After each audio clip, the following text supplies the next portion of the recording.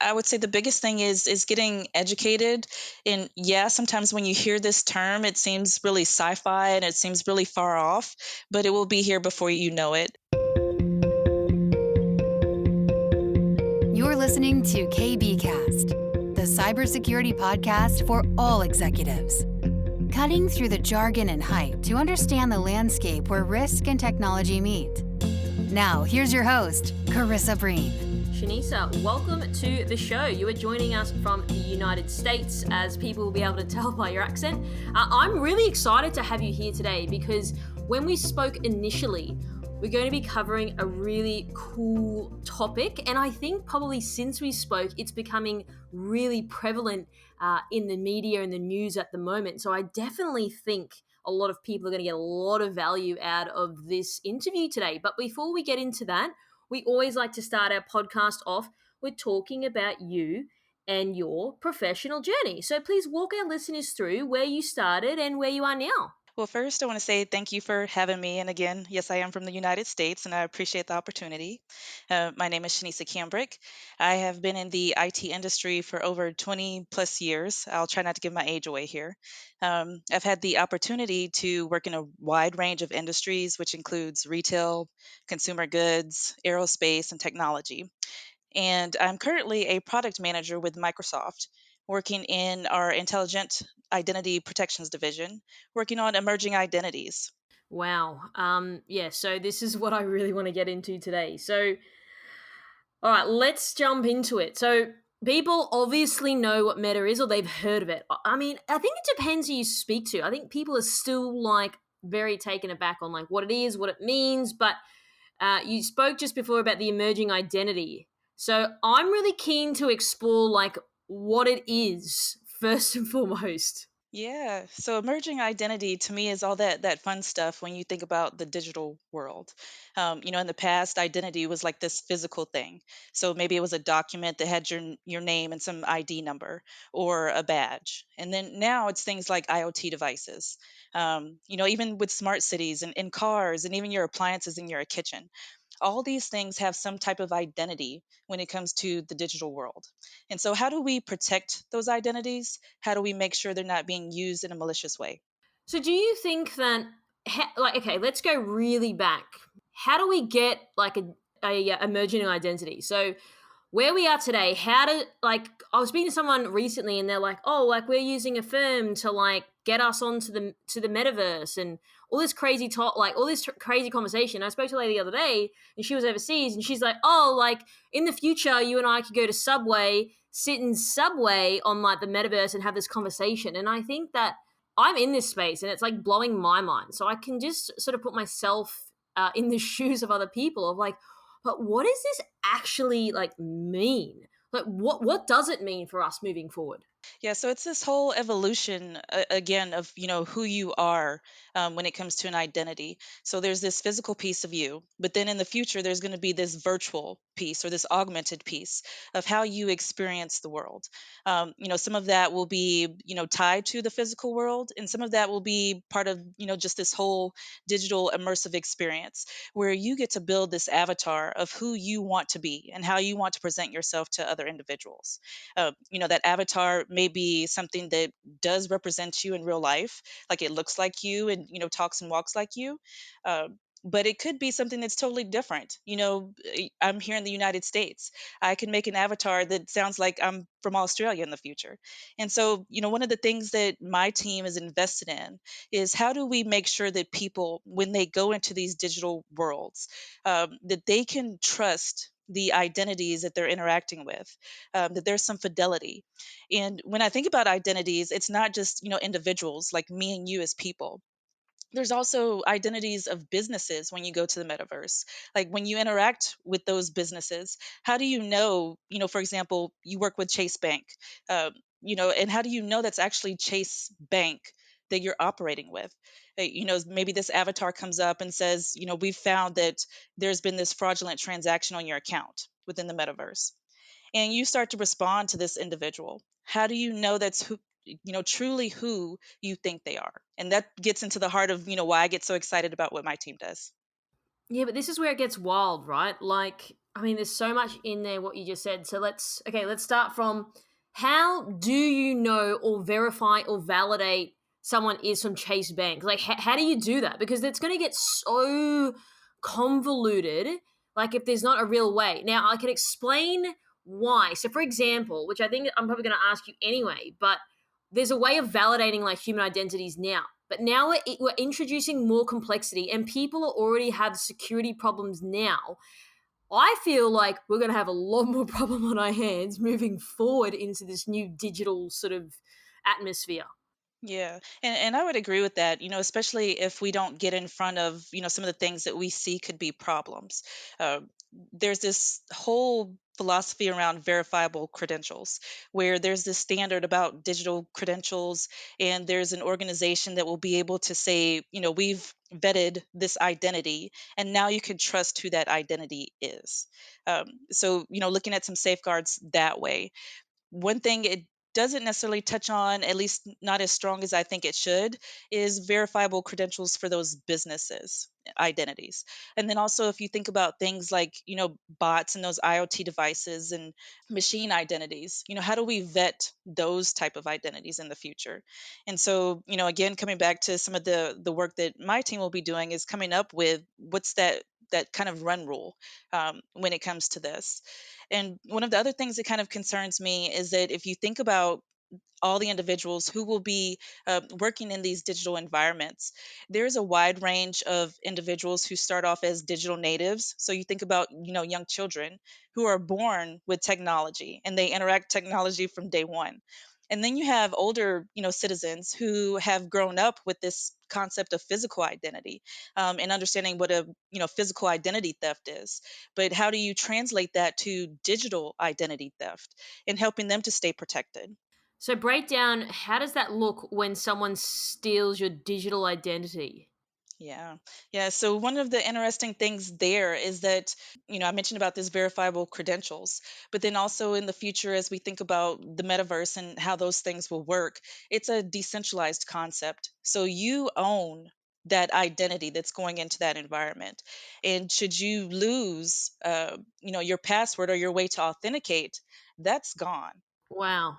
And I think about people like my mother who goes to Facebook, and she probably has 4 or 5 accounts because she's lost her password and had to reset that all over. When it comes to this whole digital identity in the future and you own it, you have this one, centralized identity, or this one ownership of identity, and you lose the rights to that. How do you reset that? Who is the authority that you go to say, I really am me at that point? Wow, it's exactly what I was thinking as you're speaking about your mother. I'm like thinking people are hopeless now. Okay, so who has that authority? No one, basically. Right now, no one has that authority. Going back to the verifiable credentials, there will be these organizations who will help to assert who an identity is. But one of my fears or concerns there is that's going to be one of our new attack vectors. So if we're trusting these authorities to vet individuals, then that's who attackers will go after to start assuming identities and start impersonating other individuals. Oh gosh, this is getting really crazy now. So, who are these authorities? So if I go back a second, do you think like companies like Meta have like thought this through, like who's going to manage this stuff? Because people, even the best of people, things happen, they lose things or whatever it is. So imagine that you've got two ends of the spectrum: someone who's really good at all the stuff, and then someone who's pretty hopeless and forgetful. How is this just going to work though? Like, have companies not thought this through, perhaps? Well, I'm hoping that other companies are thinking through this. Again, I work for Microsoft, and that's basically what I do is think through what is this new future going to look like, and how do we protect individuals. And I'm assuming other companies are as well. One of the interesting facets, though, is that this space is moving so quick, and we know today that when it comes to security, security is always left behind. So how do we make sure security is in the forefront and not in the background when it comes to these type of things? So, how do we ensure that security is at the forefront and not in the background? Yeah. So to me, it's education and making sure that people are aware of the consequences and the impact of this new digital society as we move into it. When you become the sole owner of your digital identity, and what does that responsibility look like? And understanding that there is no authority that can now, reassert who that digital identity is. Being aware of things like social engineering and spoofing attacks, and I believe those are things that'll become even more prevalent, especially the social engineering as we move into this whole digital society. That individuals, either themselves or through machine learning and AI, will learn those things about you that will allow you to put your safeguards down. And so once you've put those safeguards down, that's an easy way in for them to steal information from you. So you spoke about education. So I totally agree with you there. One of the challenges that I sort of foresee is people don't get stuff now, like really basic stuff. And granted, it's not their fault; it's not their area. I kind of understand why, but then I think, like, if I zoom out, a lot of people still don't understand, like, this digital world, meta, all of that. Like, I don't think people are even there yet. So how do we get them past that part, the first hurdle, and then on to all, like, verifying your identity? Oh, and then if you've got a business, that creates a new set of, verifiable credentials. Like, how does all that sort of look, and how long will it take to get people to adapt to this stuff? Now, I mean, if you go back to when the internet came out for consumers, or the PC came out, it was a new thing, and yeah, people were saying, like, oh, internet's not going to be the next thing, and it was. So I guess there's still that conversation whether this will be the next thing.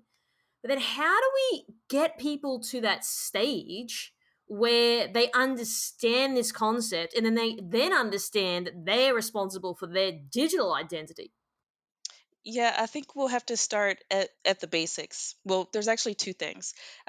Starting at the basics, and then I believe that, fortunately or unfortunately, however you choose to think about it, that there's going to need to be some standardized laws and regulations when it comes to this whole metaverse experience.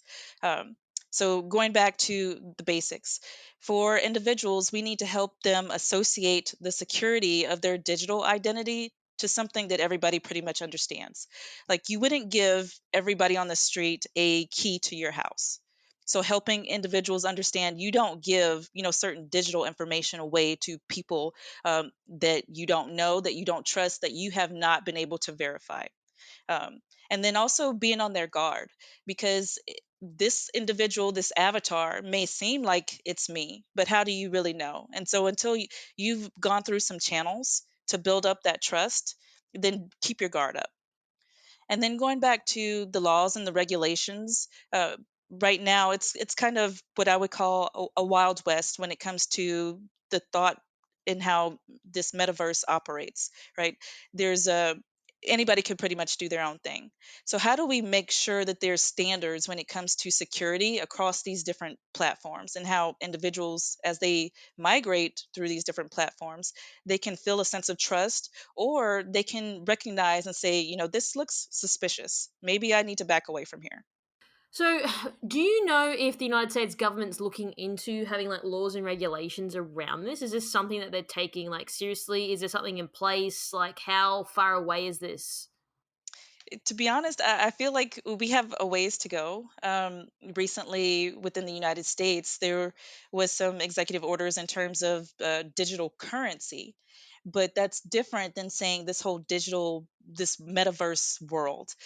So we're making steps to start looking at how we standardize things, and how you build in some security controls. Uh, but I think we still have a long way to go. I believe people still feel like this metaverse concept is so far out there that it's going to take a while to get there. But in reality, if you think about games and things that we've seen in the past, even Sims, which has been around for a very long time, that's a form of metaverse. So it's really not that far off to think that we're going to move to a more immersive society. I loved The Sims. I think during COVID, I purchased Sims 4. Oh, it's so great.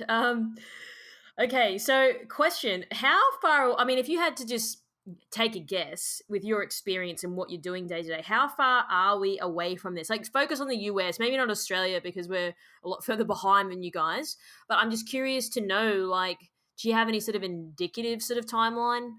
So this is just my personal gut feel, so don't attribute this to any employer or anything like that. But I would say a year to 2 years, you'll start seeing more about this. We're already seeing individuals put on concerts in the metaverse, right? There's already ways for you to operate within your company to meet together in the metaverse. So it's not really this foreign concept anymore. Wow. So, question, do you think, now, I mean, depends on who you ask, but from your opinion, will we just abandon our like physical identity? Like, will we still go out? I mean, if I want to see some friends, will I still go and meet them out, or I won't do that anymore? Like, I'm curious about the behavior. Yeah. And I would be I believe there's going to be a mix of behaviors. There's going to be some individuals who are so immersed in this new digital world that that's where they like to be. That's where they want to stay. That's where they've built a life for themselves and where they connect with individuals, of like mind. And then there's going to be this other set of individuals who prefer, this physical experience. And you kind of see it in the working world today, right? Where a lot of companies have given this hybrid approach where you can come into the office or you can work remotely, and there's a mix of people who take either side, right? So I believe this whole digital experience is going to be that same way, but at the end of this, we still need that human contact. So I don't think that's ever going to fully go away in either regard. Well, I asked this because, like, so many like doctors out there are saying that loneliness has really impacted people. So if we're at home and they're on the metaverse, it's kind of like, I get the theory, you're around people, but you're not really like physically. And then the other thing is, we all sit down at a desk for so long, so we have like back problems and neck problems, which is a problem. And then, like, if you're just sitting down in the metaverse, like, how are you exercising? So, like, won't your physical health go like a bit like downhill? Like, I'm just curious about how does that work then? Yeah, yeah. And so there's a mix of experiences there. There's this augmented reality where it's you, you're moving your body parts, and you can see this as part of this immersive world. So there's the ability to exercise and do those type of things. And I think you can even see that in some exercise devices today. Like there's this thing called the mirror, and you can see yourself, actually working out within this mirror as a avatar. So that's going to be available to people. Yeah. But that's just so weird though, don't you think? Well, I think it's weird to people that have grown up a certain way, and I go back to these different age ranges and people who are digital natives. I have children, and they've grown up and basically had devices from for a very long time, and so this is not weird to them. They fully understand this. I get that. I mean, I'm a millennial, but this is just next level. So you're saying I potentially in 2 years, when we follow up on this, I was like, "Hey, Shinita, I was just doing a workout in the metaverse, but I don't look like me, or I could look like me, but I look like someone else." Like, is that what you're saying? That is possible today. But then I feel like people are going to be deluded then, because they're going to be like, "Oh, I look like a certain way in real life or RL, and then I go on the metaverse, but I look completely different." It's just worrying. And that's why I feel like you'll have two schools of people, right? Because there's going to be these people who have built up an image and a life for themselves in the metaverse. It's totally different from the one in real life. And so they're going to prefer this digital image of themselves and stay there. Wow. Okay, so then which world is real? I guess the one in your head. So, But that is so confusing then. and that's a potential side effect, right? Is that some people may get confused of like what is really reality for them. Well, that's where I was going with this. Now, I remember like years ago, I was reading something, and I mean, you probably know this, like younger people playing these video games, violent video games, which is obviously online, and then they would obviously take that same violence approach to the real world. that then that's what I mean by that people are a bit deluded then. It's like, okay, well, I can do it in the video game, but now I can't do that in real life. I can't just go and kill someone. Like, there's consequences. How is that going to go down? Yeah. So I think for, those who have grown up fully in this physical world and understand consequences of what happens, we need to make sure that those who grew up in this digital world understand that as well. That you can't take these things that are simulated and that don't necessarily have consequences in a digital environment where people don't necessarily die. And you can't take those activities and those behaviors and put them in a physical environment. To be honest, I believe there's probably going to be a lot of mental challenges. Uh, Again, going back to distinguishing between what's really reality for you.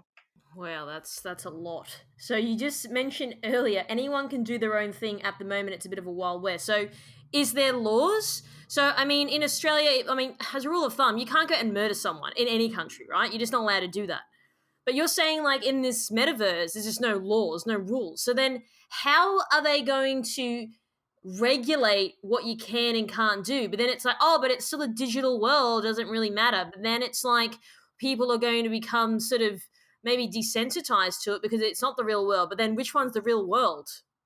Right. Yeah. Yeah. That piece of being desensitized, I think, is important. And for those who are lawmakers, this is going to be a really interesting challenge to say, how do you draw a boundary between what you can and can't do in a digital environment? So we know there's, certain language you can't use on certain platforms and things like that. But when it comes to this type of experience, it's almost like a game. Where do you draw the line for individuals? Where do you draw the line? Yeah, for me, I, it's almost like you want to translate what's in your physical world, but then some of that doesn't apply. What do you mean by that though? Translate from the physical world into this digital world? Yeah. So we were just talking about the fact of, physical violence, right? So you almost want to say, you can't assault someone, but we already have video games where that's exactly what you do is you're assaulting someone. So how do we distinguish these things? Again, to me, that's going to be a very interesting challenge for lawmakers and policymakers and even individuals for what we want to demand of this experience. I know this will sound like a dumb question, but like in a game, like yes, you go and you are assaulting, killing people. Does that mean you can kill someone on the metaverse? Like, what does that mean? Well, and I've seen things, online where yes, you can do that. Where yes, someone who's underage who technically should not be in an environment like that can go into some metaverse game, pick up a gun and shoot someone, or pretend like they're drinking alcohol and they're underage. But this is the thing that gets me still. The whole pretending that it's not the same though. Drinking like a gin and tonic in real life is very, very different to drinking a gin and tonic on the metaverse. Are people just going to get to the stage where we don't do that anymore? Like, wow, this is so Now, crazy. for me, yeah, I want to have my drink in real life. I'm just rattled by this. Like, sorry, but like kids should know that like drinking a gin and tonic, like, yeah, okay, you're underage, I get that, but then like it's still not better than drinking a gin and tonic in the real world. Well, for those people who want to put on a persona, maybe it is though. And then this is also an outlet, right, for people who want to do things that they can't get away with in the physical world. They can get away with them in this digital world. Okay, so when you say people that want to get away with things, so we're talking about the drinking, like potentially like what murdering someone comes onto this now, like Even that, I mean, I guess as as far as you want to take it, to be honest, right? whoa. So there's just no boundaries to this. Not yet. Nope. So do you envision someone now? I mean, I don't know how much about like online gaming, but like there are some people that will game for like 24 hours straight, and I think one guy actually died because he didn't move. Like, do you see that happening with people? I do, unfortunately. I believe people are going to be so caught up in this immersive environment that yes, that's going to be a possibility. And I don't know if you've ever played around with those, VR headsets, but yeah, it could be really addictive. Yeah, I have it actually. I played a game with a friend of mine. He's in security as well, and yeah, I found it quite heavy though. And then like I felt like my legs got so it was a physical violence game. Oh my gosh. And I had like a gun in my hand. But it was actually kind of scary because it was like I actually was getting scared from it because I was like, this is really intense. But of course, it was a game, and I wasn't delusional in the sense where I thought it was real life. So there was some element of that. But I guess what worries me is the next generation of like kids being born. Is this all that they're going to know? Yeah. Yeah, and that's the part that worries me a bit too. And you mentioned, using this device was pretty intense. And for adults that I've spoken to, they all have similar comments. However, if you ask a kid about their experience with these things, they're going to tell you like how cool it is that it's just like them. This is, just like real life for them. So there's this totally different mindset. And so, yeah, to your point, I am worried about the next generation and, how do we make sure there's safeguards and there's limits for them? So one of the things I'm curious about is so going back to verifying someone's identity. So for example, in today's real physical world, if you were to email me out of the blue, I could look you up on LinkedIn and check, who you are. So that's an obvious way and an easy way to like validate like, oh, Shanice's emailed me from a Microsoft email. Oh, she also works at Microsoft on LinkedIn. But how are we going to like check if someone's real versus not real versus impersonating someone? How are we going to be able to validate that? Now, you sort of touched on it before, but there's still really no like rule of thumb, and people are already getting like scammed if you look at like Tinder swindler and those types of things in this world. Now it's going to be even harder because there's no real way to validate that. So I'm curious to know from a security perspective how that's going to look. Yeah, yeah, and so I want to poke on that a little bit about validating somebody through LinkedIn, because we know people already set up false profiles, and there's bots and things there. So thinking that right now we already have this issue, it's just going to become even more extreme in this digital environment. And I feel like where this is headed is that there will be metaverse environments that are credentialed in some way to say, we have this standard of security. These are the things that we check about individuals who have now set up an account. We won't share, all these personal things about them, but we will let you know that we've validated who they are. So I feel like that's where we'll be headed, is that there will be this verifiable credential on the meta side. Let me say metaverse, not just meta, the company. So. So if you zoom out, I mean, obviously a few years ago, like Mark Zuckerberg was, going through all those, the Senate hearing and getting questioned for a bunch of things. Do you think that like places like Meta slash Facebook would feel responsible, perhaps from there being issues in our society? Are they going to own some of that responsibility, accountability, or do you think that they're just so far in it now that it doesn't matter now? So I feel like there's going to be a big debate. Like we have this big debate now about freedom of speech and what someone can or should or shouldn't say on a social platform, right? And so this will just amplify, I believe, that whole debate of what someone should be able to do in a digital environment that's not physically impacting someone. Would you say this is going to help curb the trolling? So I think in Australia, Oh no. I feel like this will get worse. no, no. Well, that's what I was thinking because they're trying to put in rules now about what trying to police like people saying horrible things. But like, how is this going to play out? People can say what they want now because it's hard. Like, it's a really hard thing to sort of. We don't want to stop people from prohibiting people from saying stuff, but then if you do that, people then say, okay, well, I can say whatever I want. So it's really hard to put a ring fence around these things. So I do get it's a struggle, but like what's it going to look like moving forward? Are people just going to walk around the metaverse and say, hey, you suck or something like that? Like obviously worse words are probably going to be used, but what does that look like?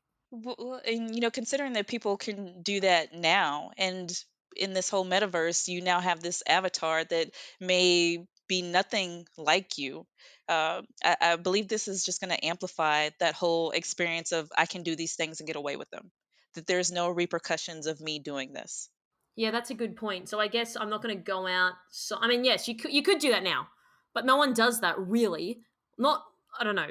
In Australia, I don't really see people doing that. I mean, unless there's some argument or some bar fight, yeah, maybe. But like very rarely, if someone's just I don't know walking on the street, it's very rare for someone to come up and start like just swearing at them, for example. But would you say that perhaps people don't do it because they are attached to this physical identity and then like oh well yeah now we've got you on cctv and now everyone knows that there's an issue with you and we're going to promote that, whereas in the metaverse that kind of doesn't really exist because it could look like you but it couldn't look like you, so it's actually going to create people can hide behind things more than they're hiding behind computer screens today. I think you have totally hit the nail on the head. In the physical environment, you have all these other individuals who are witnessing you performing this behavior. So you may and maybe not feel this sense of shame for doing certain things, or remorse about that. In this digital world, they don't know who you are necessarily. You don't know who they are. So why do you care what they see or what they don't see? Yeah, I know, but that's where it gets so like are we almost going to like not even just create this next generation, but even with the people that exist today, like, is no one going to care for each other? Is no one going to be kind? Is it just going to breed narcissistic behavior because, I don't know, people look like some 8-pack dude at the gym pumping all this weights? Like, what is, like, I'm just curious to know, like, how this is going to play out, like, long term. And I'm glad you asked that question because, we've talked about a lot of negative things, but I can see that there's a lot of good that can actually come from this as well. Think about people who may not have the ability to travel, and now they can immerse themselves in an experience that's like they're in some other country, for example.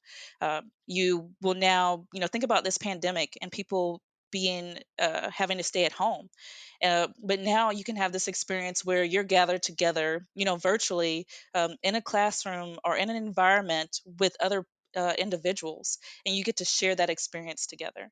I mentioned earlier about there's concerts that are happening within the metaverse now, so you get to experience those things. And then think about people who are differently abled, who are challenged when it comes to a physical world, but now they get to experience certain things within this digital world. So there's good that can come from this. So, would you say because of the pandemic, perhaps it sort of expedited this new world, or do you think that it was going to happen around this time anyway? So there's no real sort of rush. So there was no sort of catalyst to sort of having this metaverse just uh, be launched upon us, so to speak. Yeah, yeah. There's no question that the pandemic brought this probably a couple of years earlier than it would have been on its own. Again, I'm thinking about with my children and their experience of doing school from home, and being online, and having to or wanting to be able to interact with classmates, but not being able to. And the metaverse will potentially alleviate things like that. I don't believe the pandemic will ever 100% go away, this whole COVID thing. There's, in the future, there's potential that maybe we see other types of viruses or other types of events that require us to be remote or, digitally enabled. So this can be a good thing, but yeah, I think COVID actually did bring this a few years earlier than we normally would have received this. So, what are your concerns then from a security perspective with this new emerging identity, but this new digital world, especially because you're working in this space? Can you talk through what some of those concerns are? Yeah, yeah. So a few concerns for me are, going back to that when I mentioned about the businesses, and when you're interacting with the metaverse and understanding whether or not this business that you're giving money to is really the business that you intend to operate with. Also, understanding for people who may be a little less digitally savvy, older individuals, potentially, how do we make sure that they understand the safeguards, and don't let their guards down when it comes to individuals who may be impersonating a family member or somebody that they trust? um, Making sure that they understand that they should question those type of things. And then for me and the business that I'm in today, in identity protection, we want to build detections that look at anomalies of user behaviors, understanding the way that this identity is operating. Does this match up to patterns in the past? And so, not just an individual user's identity or a business identity, but going back to those machine identities and IoT and smart devices, and making sure that those things haven't been influenced to do bad things. Wow. Okay. What are you more? I mean, you're both concerned about an individual slash consumer as well as a business, but which one do you think is going to generate greater concern? Definitely on the business side, would you say? And then how are businesses going to navigate through this new sort of charted, uncharted waters? So it'll be to me like a mix of consumer experience and the business experience. And one of the things that comes to mind for me is the growth of telehealth with the whole pandemic experience, right? And I believe that's going to only continue to grow. And so when you're online and you're interacting with this individual that you believe to be a doctor and they're giving you this guidance and this advice, how do we make sure that, that's trusted? Um, how do we make sure that your information that you're giving to them is safeguarded as well? So those are big factors for me. And then from a business standpoint, how do we continue to enforce the mindset of zero trust, which is, the buzzword of the day, buzzword of the year, will continue to forever be a buzzword. But it's really something that we need to understand. How do we embrace this in this new type of digital environment? And it really applies not only to businesses, but also to individuals as well. So it sounds to me like going back to your doctor example that we're going to have to really question everything. But then do you think that then sort of as a byproduct of questioning everything to see whether it's valid or if it's true or not true, is this person who they say they are, is it going to create like a level of paranoia then? Maybe a level of paranoia, but I think also a level of fatigue where, people are going to start letting their guard down and say la vie, whatever happens, let me take a chance type of, you know, perception of things. And until there's a big incident that occurs in that individual's life, they may allow themselves to have their safeguards down, unfortunately. It always feels like, as you're speaking, it's like we're starting a whole new society again. Like we're cavemen. Like rules weren't written back then. Like back in the day, you were like, you look at anthropology, people were staying up at night to make sure like no one was going to attack them, and then someone would sleep, and then you'd swap, and then it's like because someone had to have your back. So it kind of feels like that, but it like fast forward like thousands of years, obviously, but I feel like that in because it's like we don't know what we don't know. We don't know like who's out to get us, who's good and who's not good. Whereas like in today's world, like yes, of course, there's always an element of that, but like generally, like you are relatively safe. You sort of know what's right, what's not right. Like you don't walk down a dark alley at night as a female or even as a male, like things like that. But now it just seems like who knows? Like there's rules written for really no one or nothing. So I'm just sort of expressing how I see this world, but then it's like how are we going to navigate this? Who's going to say this is what we can do? And like who decides that? Like in our physical world, it's our governments, right? That they set the rules, and then you've got police, and you've got all these other things. But I don't know whether I don't. Yeah, this just seems really like who decides. It's such an interesting statement that you made, because really this is, to me, this will be a pivot point. We'll look back in history and say this was a turning point for mankind of when we moved to this whole new digital world.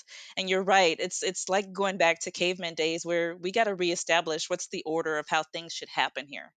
So do you see that as a good or a bad thing then if we got to reestablish? Because I guess like recalibrating things sometimes isn't always a bad thing, but are we really starting from a place because we've got so much technology now that we're equipped with a lot more stuff than like back in the day when you've got like rocks. So like you don't have all this stuff, right? Like I'm just curious to know like yeah, from a behavioral point of view. Yeah, and For me, I think this can be a really good thing as long as people that are in security industry and industries that think about what the implications can be if we don't do this right, take a stand and say, here's where we think best practice should be. Here are safeguards that we think should be put in place, and that we're working together to make sure that the right things are being done, which may mean that you don't get to do whatever you want to do in this digital world, but it's for the greater good of mankind that we don't allow this. So there's going to be some trade-offs of that freedom and flexibility versus safety and privacy, for all individuals. Do you think privacy will exist in this new world? Privacy will exist in this new world. How that looks is going to be interesting. Going back to the example of kids now can go into games and do certain things. Um, there's there may be age limits to going into certain metaverse environments, and how do they check those age restrictions? How do they, going back to validating who you are, how do they protect your information that you're sharing with them, but then also let other individuals know that you are who you say you are? So the way that we look at privacy, I think, is going to have to change, have to shift. But it's going into the hands of the individual, which today a lot of that is, you as an individual gets to say, what information I want shared with this company. I think that's going to go to a next level even further. So going back to you owning your digital identity, you will also now be able to say, as part of that identity, I'm sharing this information with these different companies, these different metaverse platforms, these different individuals. And so, you'll be able to look into your phone and say, these are all the people who should have my information, or these are all the companies who should have my information because I've shared it. And you'll be able to revoke that information just as easily. As a parent, would you say that obviously now, like if you want to check something or you want to prohibit sites from your children, you can do that? Would you be able to do that in the metaverse, or is it like, no, we don't allow that? Sorry. So how are parents going to be able to I guess audit what their children are doing? Like if a kid's 5, they shouldn't be sort of exposed to a range of things that exist in the world, right? I mean, we do that in the physical world. So how how is that going to look? And so even today, there's a bit of a challenge, with making sure that young individuals only have access to certain things. So they know how to get around those controls at times. TikTok is a good guide for them of how to bypass those controls. I think that will only grow in the future. And so the only way that you will have certainty of what your children are or aren't accessing is if you have their device and you're with them 24/7. So there's going to be a level of control that the parents are going to have to either let go if they decide to allow their children to go into this meta world, or they're going to have to crack down and basically be looking over the shoulder of these individuals, to see what are you doing. Do you think it's just going to become ubiquitous? So if you look at, I don't know, in the next 10 to 20 years of children being born, is this going to be, okay, as soon as you're old enough to like walk and talk, you basically emerged into it? Like how's that transition period going to be from like a physical identity? Like when you're a newborn baby, like you can't even really move. So there's like obviously not at that stage, but when is it going to be the time where it's like, okay, cool, you're now 5 or 4, you can get to go into the metaverse? Is that what's going to be? Because it's everyone's going to be in this world then, so it's going to feel normal. It just feels a little bit foreign at the moment because it's not a thing right now, but how quickly will it become a thing for like a child? Yeah. And you mentioned about a baby, and maybe that's too young, but if you think about it, or here in the United States, from the time that you're born, within that first week, you get a social security number, you get an identity assigned to you. So in the future, it's probably going to be that same way. From the time that you're born, you will have this digital identity that's assigned to you. And, maybe your parents will safeguard that until you get to a certain age of maturity. But I think it's going to operate pretty much the same way. And I've been reading some articles in that there's some, country governments that are looking into moving to, digital identities, as a way of tracking their citizens. Wow, wow. Yeah, that's a very strong, valid point that you raised there.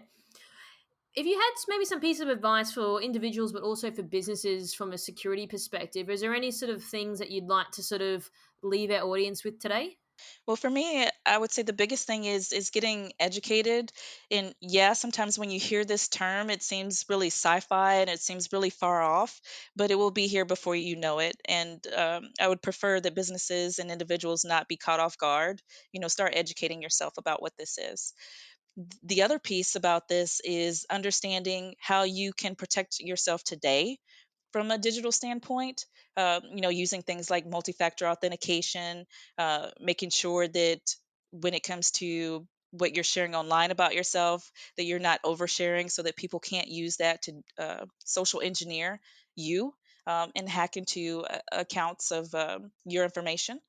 And the other thing I would say is, be on the lookout for how this will evolve and change, and be an active citizen. So if you see something, say something, speak up. And this is going to be a society that we all need to operate in. So let's make sure that it's going to be workable for all of us. Wow, that's amazing. Wow, it's really, really great conversation. A lot of food for thought. So I really appreciate your time, Shinesa, and for allowing us to step into your world and understand a little bit about what you're doing day to day. So I really appreciate you coming on the show today. Yeah, thank you for the time. And hopefully people don't feel too crazy, but yeah, it's coming. Thanks for tuning in. We hope that you found today's episode useful and you took away a few key points. Don't forget to subscribe to our podcast to get our latest episodes.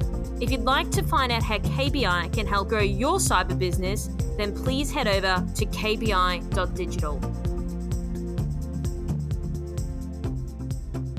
This podcast was brought to you by KBI.media, the voice of cyber.